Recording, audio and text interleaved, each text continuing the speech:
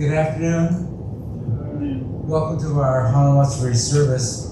It's wonderful to see all of you here today to celebrate the birth of Siddhartha Gautama, who became enlightened as Shakyamuni Buddha.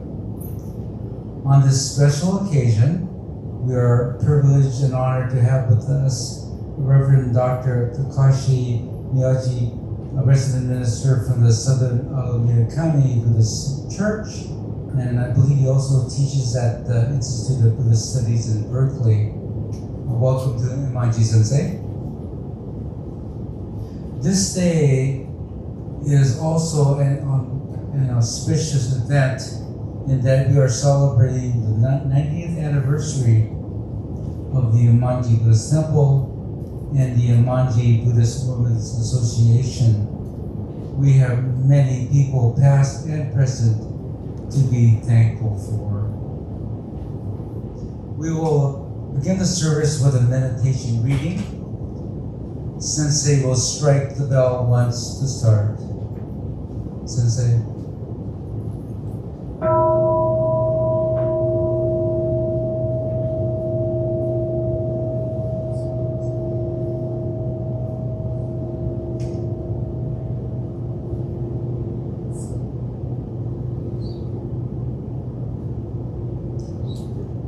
From the murky depths of this quagmire of life, there still are occasions when the sentient beings may, out of sincerity of mind, effort, and intelligence, produce pure thoughts which may bloom into the ultimate purity of the white lotus of enlightenment.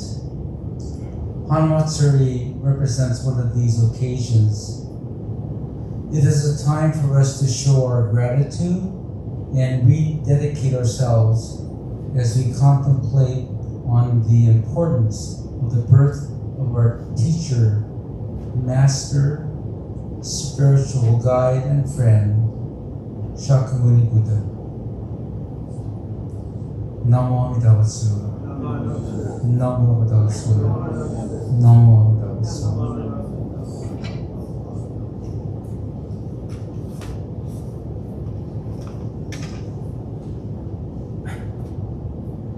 We will continue the service with offerings from temple or representatives. We will start with a candle offering presented by Cynthia Nakatani.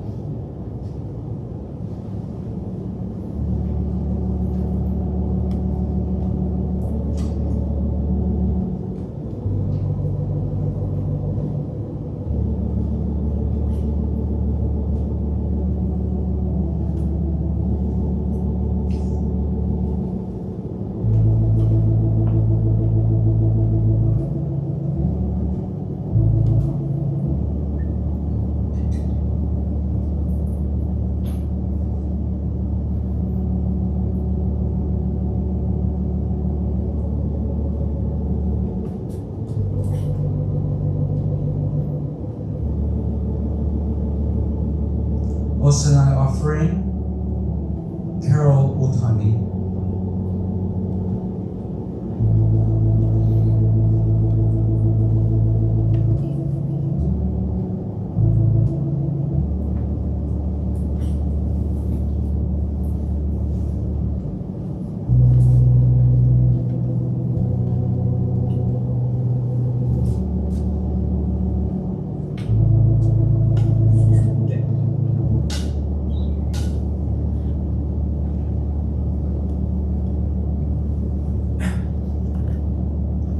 Upon offering, Marie Topman.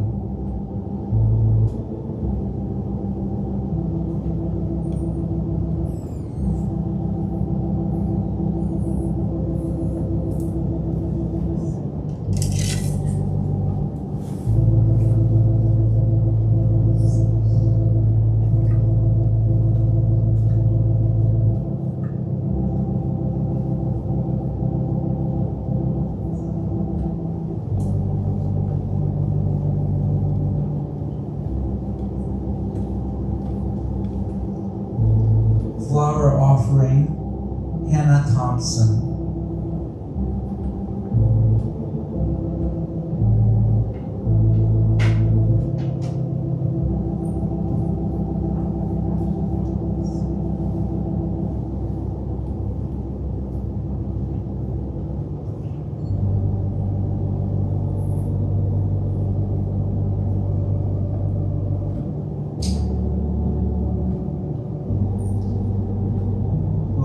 The Butsu representative, Buddhist Women's Association, Tashi Morita.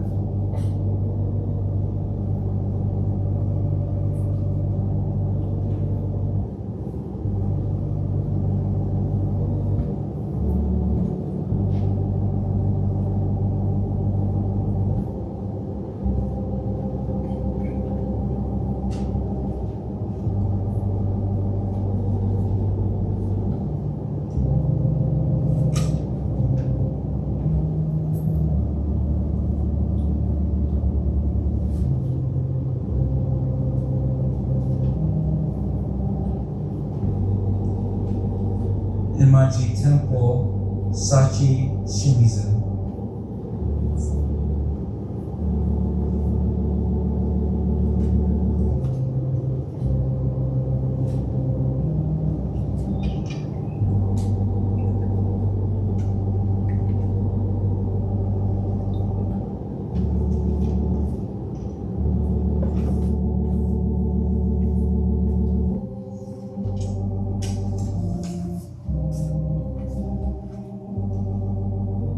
Thank you.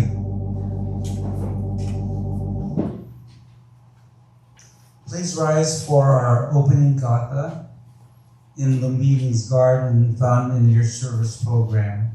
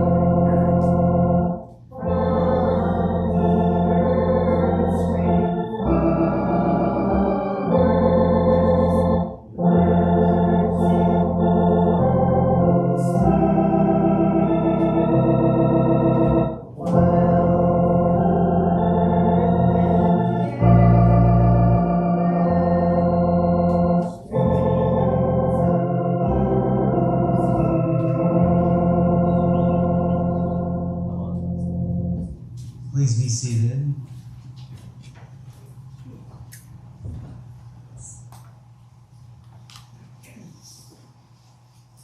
Sensei will continue with Sanbujo and the Hyobyo Kimono affirmation. Sanbujo is found in your program. Today's sutra chanting will be Shoshinge and Nembutsu Wasan. That'll be found in the purple book, starting on page 33.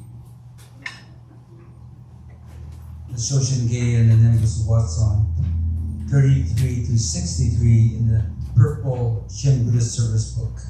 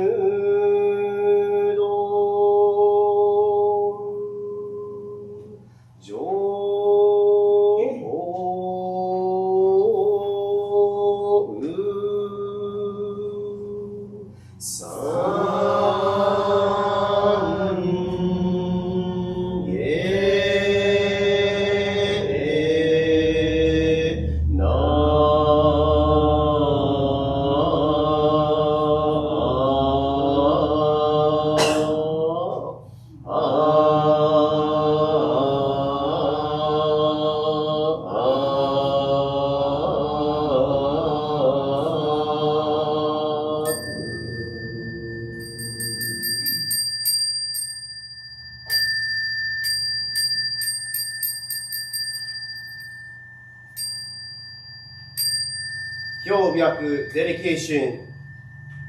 We are gathered here today to observe the birth of the baby Buddha Shakyamuni Gautama, who was born on this auspicious occasion 2,500 years ago. We express our deepest gratitude to the world-honored one who will in his life expound the teachings of Amida Buddha's boundless wisdom and compassion. Please join me in Gasho. Namo Amida Butsu. Namo Amida Butsu. Namo Amida Butsu.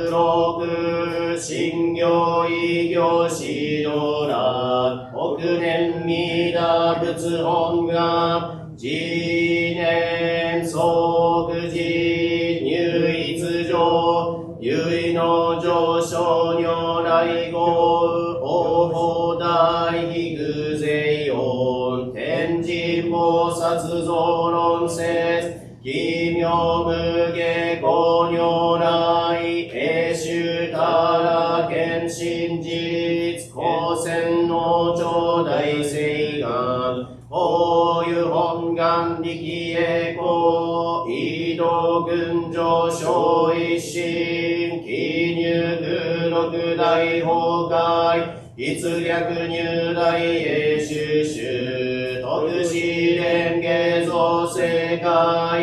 即生信用生人有言の人間人図入生寺本寺法芸本師論難病天使上等乱消防殺害三蔵ルシ十条教凡上宣教気楽法天神菩薩論中下報道因果見性願方言猫ゆたり少女死因唯心人枠前本部新人法生じ生じ即涅槃一子無量光明道小宇修上回復へ者結晶道断症唯名浄土活入万全自力円言宗円満特合感染症三不三神慶四言増末法滅道非一生増悪地偶税思案如外称名化全道独名仏所依法愛上三要逆悪法名名語天民年海入本願大自戒行者小樹言語心教義自念相互用意大道逆三人即小小市場来現進公開一大教返帰安良神祭先祖終始万先人法華二度小弁流極十悪人唯小物外薬剤非摂取中煩悩証言水不見大非無見上昇が本資源不明仏教連民全幕本部人新宗教書公編集戦弱本願具悪性現代生自臨伝下ケチ異常異常死即入弱上部以来基地新人異能入愚行大自主指導上際無変極上は同族自主愚道し有意が心死妄想説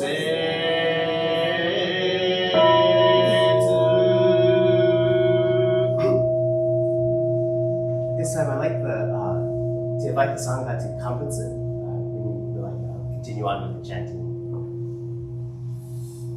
Namo Amida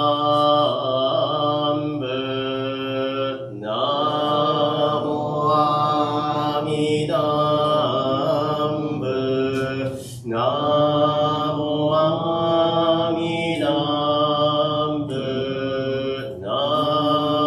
Amida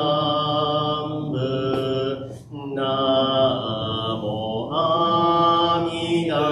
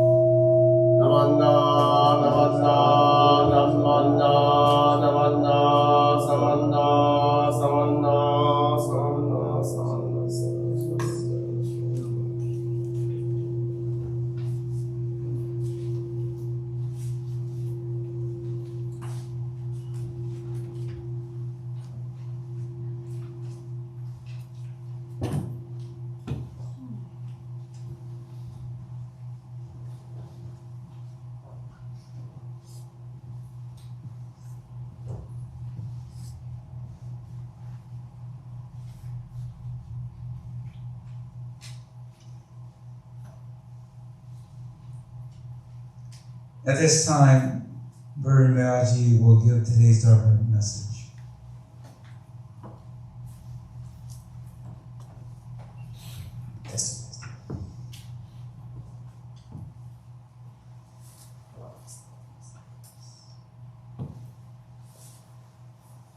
Good afternoon, everybody. Thank you very much for coming to the Hanamatsuri Service today, and thank you very much for participating in the sutra chanting. You know, you might be wondering, why do we do the Nembutsu so much? It's a lot of Nembutsu, Namo, Amida, right?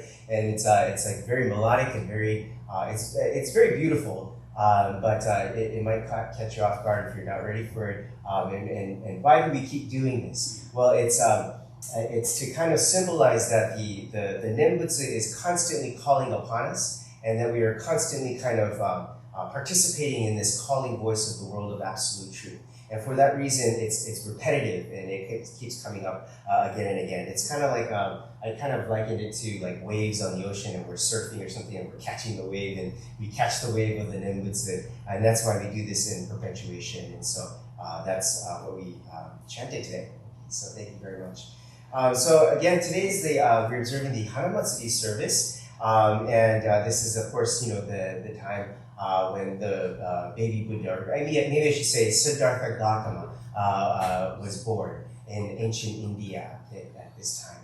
And so just to kind of run through some of the points here, at the day of the birth, it is said that he kind of took 7 steps in each direction, and then at the end of it, kind of pointed up and then pointed down. He said, under the heavens above and above the earth below, I alone am the world honored one. And so, you know, Tenjo, Tenge, Yuiga, Dokson is the Japanese of this. And we might, you know, I think of it as, might sound a little kind of arrogant for someone to say that, right? But actually, what the Buddha was, or Siddhartha was trying to say was that, you know, this person, Siddhartha Gautama was a regular human being, okay? Was not a deity from the start, or was not kind of this, how shall I say, some kind of metaphysically kind of, I don't know, wise person or anything like this, right? A regular human being who kind of,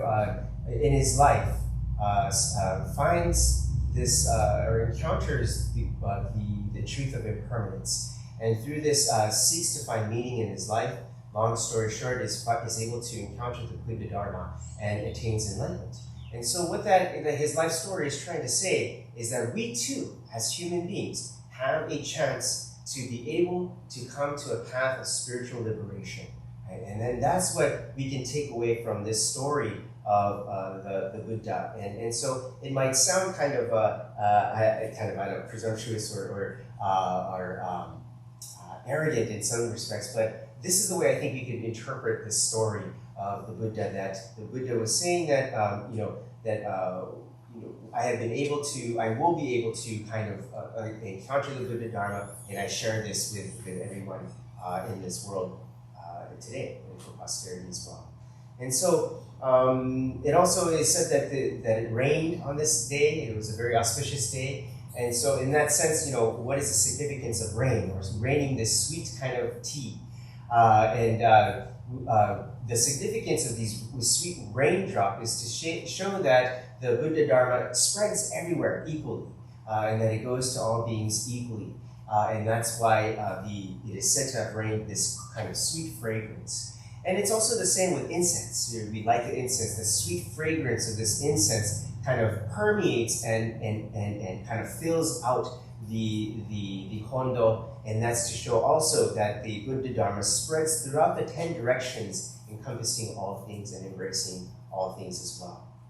Okay. And so today, what I want to kind of do is focus on one specific flower, okay, and that flower is the botan, okay, it's the peonies flower. Does anybody know, or have you heard the story of the peonies and the significance in Jodo Shinshu?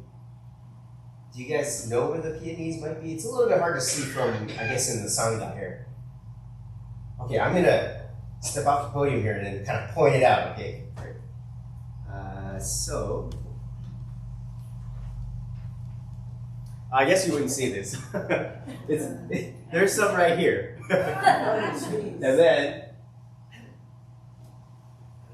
right there, above the peacock here, okay? And then right along here again, above these, there's a kind of a phoenix here, a legendary bird here. But these are all depictions of the Pure Light, okay? There are even some up there, right there, that I believe are botan, or peonies flowers. Okay? And then it's really, sorry, I should show you a picture of this, but there's it's really ornate here. And then there's two kind of lion figures here, okay? But these lions are no ordinary lions. They're what we call shishi, okay? It's not what you think it is. You know what you think when I say shishi, okay? Shishi means pea in Japanese. But shishi is also referring to these legendary kind of lion figures, okay? Let's see. I believe this is a shishi too, okay? On top of the incense burn, okay? And so this the shishi in the story I would like to share with you about the peonies flowers is that the lion is this shishi is a very ferocious and kind of unstoppable animal, right? It's the king of the jungle, right? And it's the strongest and most ferocious being, but it has one weakness, and that weakness is this parasite that kind of enters the stomach from the nose or the mouth, and it goes into the stomach and kind of eats away at the stomach lining of this this shishi. And it gives the shishi unbearable kind of pain and kind of eats this shishi from the inside out, okay? It's a legendary story, okay, so don't take it literally here. But, and so what does this lion do? Well, the lion goes to these peonies gardens, right? And the fragrance of this peonies flowers is apparently what these parasites do not like. And so they leave the lion's body when this lion comes in and then kind of takes it in, right? And the fragrance of the peonies gardens. And all the lion has to do is just enter that garden and just kind of sit there and relax and just kind of take it in, right? And kind of take it in. And so that is in a sense kind of what we are doing as well. We come to the temple and we kind of breathe in the fragrance of the Buddha Dharma that seeps into our hearts and minds and encompasses and embraces us just as we are. We are fine just as we are. There's nothing that we need to do. We don't need to make some kind of high bar, or we don't need to meet these expectations that we set upon ourselves. I know it's very easy to do that because we're conditioned to think that in everyday life. But when it comes to our spiritual matter of how to embrace Buddha Dharma, there is no bar that is set for us. We are accepted and embraced just as we are. The other day I went to an IBS kind of lecture, and there's this person who is Sharon Su, who's a non-Jodo Shinshu scholar in Buddhism, but she was talking about women in Buddhism. It was a very, very interesting talk. But she talked about how she's a full-time faculty member, and she has 2 kids, and she's kind of running around with a busy schedule. And she says, "I didn't have any time for sitting meditation. Who's got time for that?" And I would think, I would see all these people who go onto these retreats and stuff, and have and have these really nice retreats. But she would say, "I don't have time for that." And so she said that she felt she was a bad Buddhist, right? And she said, she coined the term, what did she say here? Buddhist imposter syndrome, okay? And so she says, I feel like an imposter because, people expect me to, do sitting meditation and be a good Buddhist, and I can't do those things, right? And then but she said what happened was she read a couple books on Jodo Shinshu, and she really from Taitetsu Unno, and she really found comfort in his teachings to say that she was good as she was. She didn't she didn't become Jodo Shinshu. I wanted to tell her, you should become Jodo Shinshu Buddhist. That's all we are. We all feel like we're all Buddhist imposters and we're all bad Buddhists, right? Because in this tradition, that's what we are. We recognize that it's very difficult for us to be able to do sitting meditation hours on end. It's very difficult for us to chant sutras for hours on end, or to live in the monastery, or even to become vegetarian, right? Or to live a celibate life in somewhere off in the woods, right? It's very difficult to do those things, right? But Jodo Shinshu tells us that we don't have to do those things, that we are still embraced just as we are in the Buddha Dharma. That what we should do, right, is to come to the place where the Buddha Dharma is and to take it in, okay? And to receive these teachings as we are, right? And so today that is something that I kind of wanted to recall as we observe today's Hanamatsuri service with the birth of the Buddha, and how Siddhartha goes to the four gates of suffering and encounters the Buddha Dharma from there. Okay. Are we all familiar with the story of Shakyamuni Siddhartha? Yeah, we all know. Okay. It was what are the four gates that the person that Shakyamuni encounters, or Siddhartha, I should say?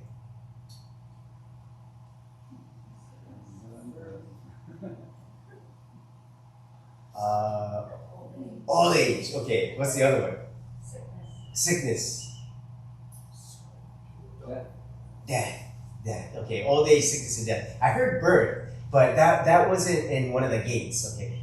The gates was old age, sickness, and death, and he looks to the attendant and says, what's going on? What are these people doing? Are they walking like that on purpose, or why is that person lying there lifeless? And because he really did not know what happens to you, because it was all closed off for him. His father wanted him to live a life of lavishness and not see those things. And also only young, healthy people were in his presence within the palace gates. And so he sees these things and is truly traumatized that to his core about that we are all going to do this, that I am going to die someday. And I think really, and then I'm sorry, before I forget, the fourth gate is he comes across a wise person, a person who is kind of seeking the path to find the meaning of life. And so he says, I want to do that. And then the rest is history. He leaves the gates and then seeks the path to find Buddhahood. But one of the things about Buddhism that I kind of really want to emphasize, this is the last point I want to touch upon here, is that life is suffering, and that Shakyamuni Buddha wanted to find the meaning of death, his own mortality, and to be able to come to terms with that he was going to pass away. Right now, there's a lot of interest in Buddhism and social engagement, Buddhism and social activism, Buddhism and how I can find five minutes of relief in my day to be able to relax and cope with the crazy children that I have that are driving me nuts, right? And that's okay, right? But those are all secondary, okay? The primary problem is, how will I come to terms with the fact that I'm going to die? Right? And that is that teaching, that resolution that he finds through the Four Noble Truths, and what we interpret as Jodo Shinshu Buddhists to be the teaching of Amida Buddha's principle of wisdom and compassion, or the Nembutsu teaching, is how we come to this resolution of the meaning of death. Because when we come to the resolution of death, we come to the resolution of life. How to live this life in joy, in hope, and with the aspiration to continue living this life in deep gratitude. And so that is what Shakyamuni Buddha teaches us. And earlier today, there is that word rededication ourselves to this Buddhist path. And that's precisely what we're doing here today. So I wanted to thank you for coming to today's Hanamatsuri service, and I'll close with Gasho. Please join me in Gasho.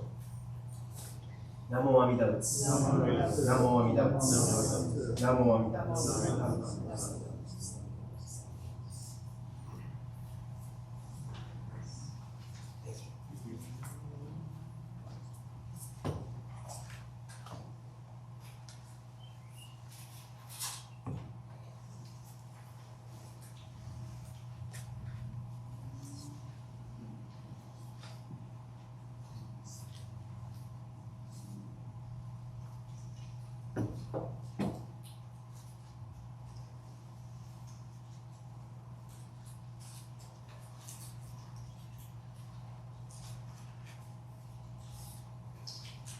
Thank you, Sensei, for your inspiring message.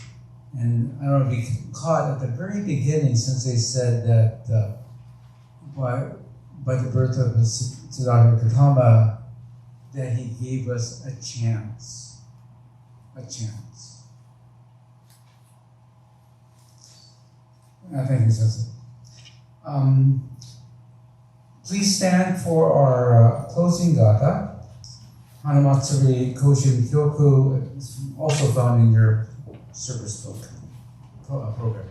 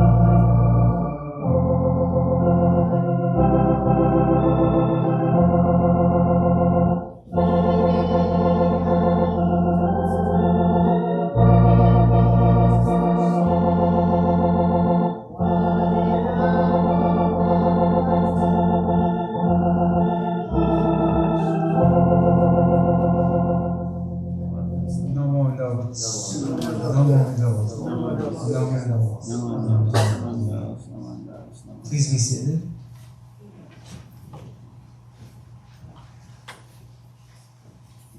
Do we have any announcements?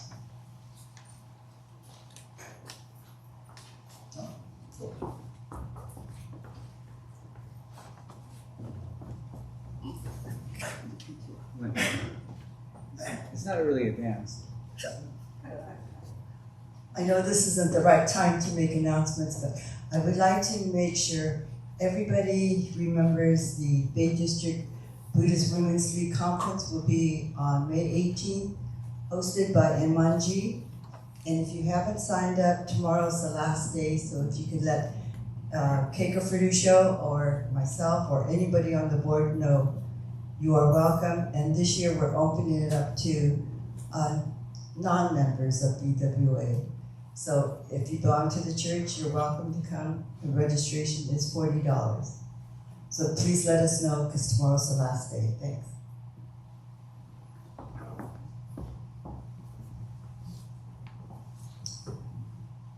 Thank you, Clay.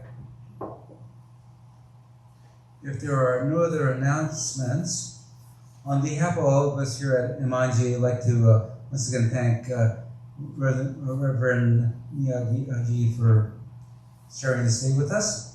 Thank you to Dr. Yagi for starting the service with the concho.